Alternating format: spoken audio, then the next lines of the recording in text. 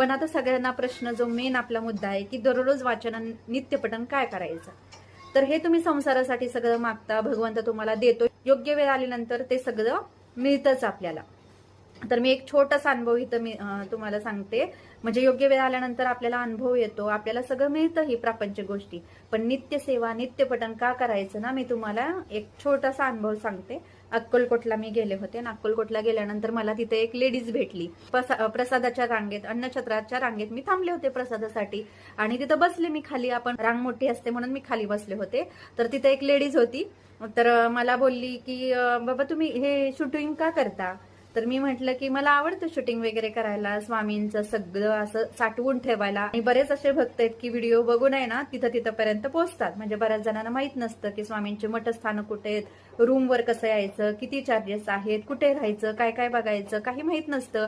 तर हे माझं पॅशन आहे, रील बनवायचं, व्हिडिओ बनवायचे आणि योग्य ती माहिती दुसऱ्यांपर्यंत पोहोचवायची. कारण का आम्हाला पण असा अनुभव आला होता की आम्हाला एकेकाळी काहीच माहित नव्हतं अक्कलकोट मधलं. तर आमच्या गुरुजनांनी आम्हाला सांगितलं, काही व्यक्ती होत्या, काही स्वामी सेवक होते, त्यांनी आम्हाला सांगितलं.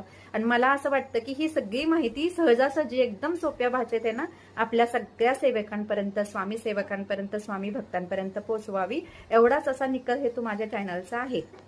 आणि बरेच असे व्हिडिओ माझे सगळे आध्यात्मिक व्हिडिओ किंवा सगळे यात्रेचे व्हिडिओ, त्याच्यातली सगळी माहिती ही मी पोचवत असते. तर ते बोलले, तर त्या लेडीज बोलल्या मला एक करा ना, एक छोटंसं, मला घेणार का तुम्ही व्हिडिओमध्ये. तर म्हटलं घेते.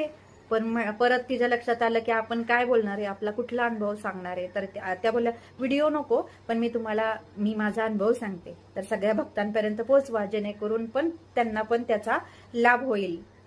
की स्वामी सेवा का करायची, नित्यपठण का करायचं, स्वामींच्या आरती का म्हणायची, स्वामींच्या सेवेत का नित्य राहायचं.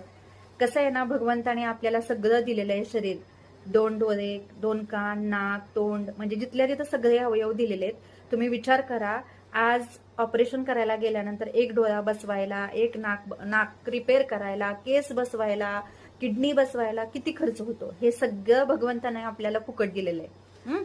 त्या लेडीजनी त्यांचा अनुभव सांगितला की त्यांची एक आहे ना मुलगी आहे.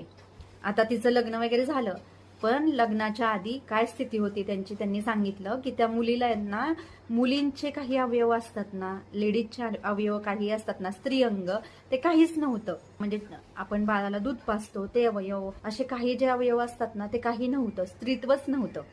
आणि त्याच्यामुळे त्या एवढे घरातली टेन्शन मध्ये होते, तिचे वडील, ती, कुटुंब पूर्ण. वयात आलं तरी स्थळ येत नव्हती आणि परत तिची मासिक पाळी पण तिला येत नव्हती, कारण का ते अंगच त्यांच्यात विकसित झालं नव्हतं.